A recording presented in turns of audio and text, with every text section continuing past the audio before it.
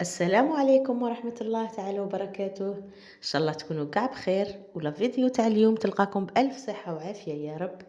كيما كنتوا تشوفوا معايا في الصورة، اليوم غادي ندير معاكم كيك بحجم عائلي بزوج حبات بيض فقط. باغي ندخل فيه المكسرات يجي ما شاء الله تحضروه للضيوف، يجي روعة. عندي هنايا زوج حبات تاع البيض، غادي نضيف لهم قرصة تاع الملح، وعندي كاس تاع السكر. الكاس اللي تبدو به كملوا به كاع المقادير. نخلط شويه وغادي نضيف السوائل دفعه واحده. غادي نجيب كاس ونص تاع الزيت وكاس ونص تاع الحليب يكون دافي، نخلطهم الكل مع بعض. وهذه الطريقه تساعدنا باش السكر يذوب بالخف معنا. وهذه الكيك تحضروها بسرعه، ما تتحقوش الباتور غير بالفوي. غادي نخلط كاع المقادير ويخرج كيك ما شاء الله كان واضح امامكم في الصوره، يجي روعه. غير جربوا هذه الطريقه.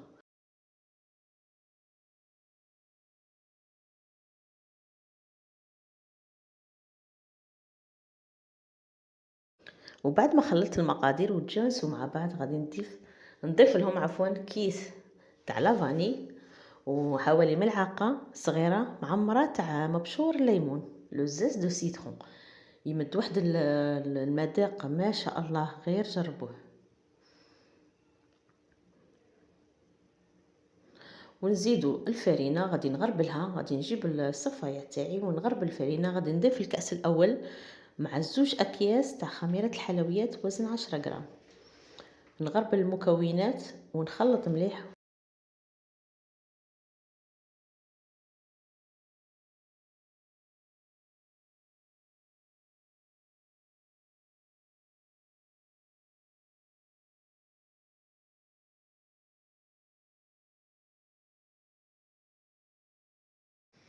ونضيف الكأس الثاني ونزيد نخلط، والكأس الثالث.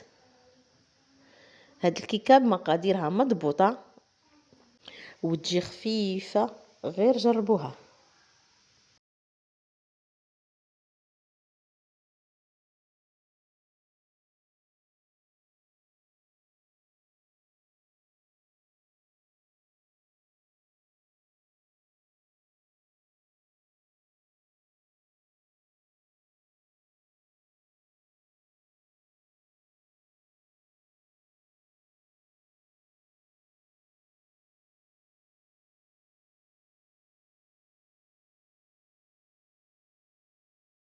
وفي الاخير غادي نضيف عندي كميه تاع زبيب والعنب المجفف، حوالي ملعقتين من كل شيء من الزبيب، كوكاو محمص ومرحي ملعقتين، وملعقتين تاع الجوز.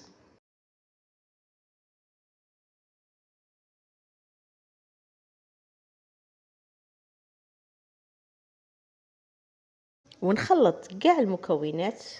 راكم تشوفوا في القوام، هذا هو القوام المطلوب تاع الكيك.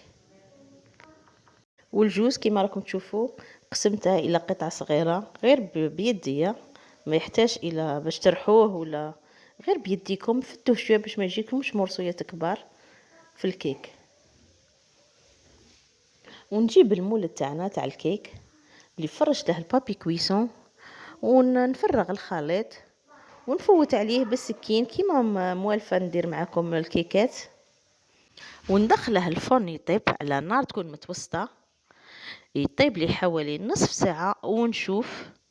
وكل وحده وعلى حساب الفرن تاعها. انا نصف ساعه ونشوف الا شفت حمار لي من الجوانب غادي نزيد نشعل عليه من الفوق، يزيد يديلي حوالي 15 دقيقه حتى نشوفه حمر مليح من الفوق باش نطفي عليه.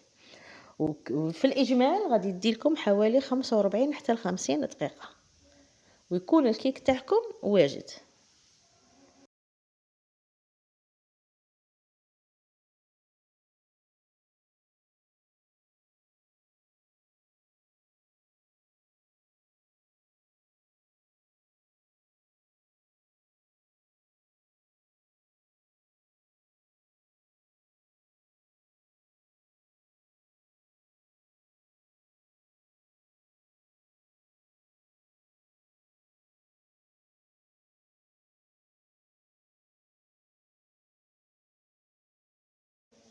وها هو الكيك تاعنا بعد ما طاب، راكم تشوفوا في اللون كيفاش طلع معايا، يجي ما شاء الله كيكه ولا اروع.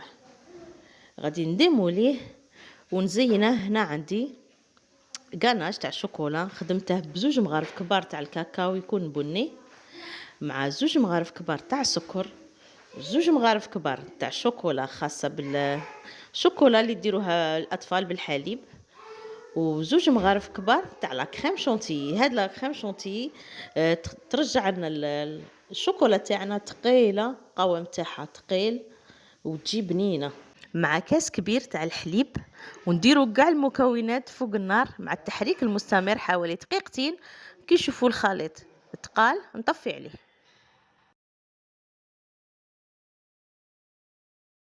ونفرغ الشوكولا تاعي فوق الكيك.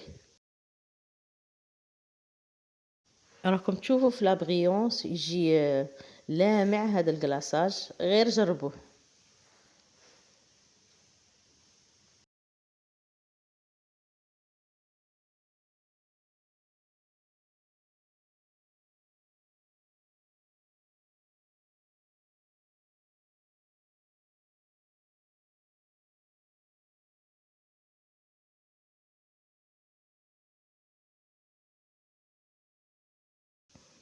وغادي نزينها كيما درت الداخل في الكيكه.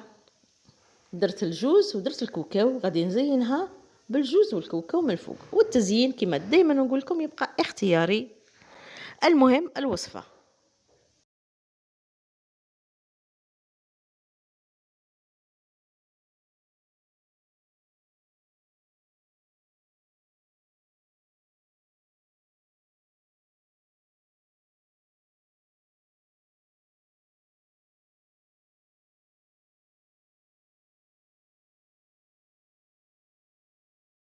وها هي الوصفه تاعنا تاع اليوم، راهي واجده. نتمنى يكون عجبكم التزيين، وننصحكم باش تجربوها وتخلوا لي آراءكم في التعليقات. وشكرا بزاف بزاف على التعليقات الإيجابية اللي راكم تخلوهم لي. ونشكر جميع المشتركين والمشتركات توعي، نقول لهم ربي يوفقكم ويحفظكم إن شاء الله. ودروك ضروري نقسم معكم الكيك باش تشوفوه كيفاش جا من الداخل. هادوك المكسرات مع الزبيب مع كيفاش يبانوا ويجي خفيف ما نحكي لكمش. وشاهدكم في الجنة، ونتلاقوا في وصفة جديدة إن شاء الله وفيديو جديد. ودمتم في رعاية الله وحفظه، ومع السلامة.